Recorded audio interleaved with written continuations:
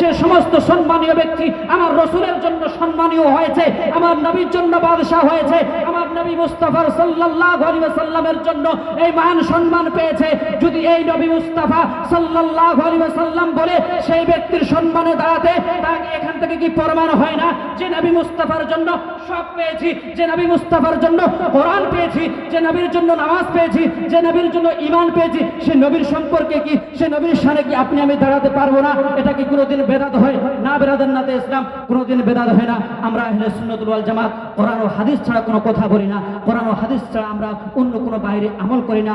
আল্লাহ রাব্বুল আলামিন সকলকে যেন নেক আমল করার এবং আহলে সুন্নাতুল ওয়াল জামাতের প্রতি কায়েম ও দায়েম থেকে আপনাকে আমাকে যেন এই দুনিয়ার বুক থেকে চিরবিদায় করার তৌফিক রফিকতা করে শুকরিয়া বলুন আল্লাহুম্মা আমিন। বেরাদার নাতে ইসলাম সকলকে সুস্থ রাখুক, ভালো রাখুক। আপনারা দোয়া করবেন, আমিও আপনাদের জন্য দোয়া করব। আসসালামু আলাইকুম ওয়া রাহমাতুল্লাহি ওয়া বারাকাতুহু।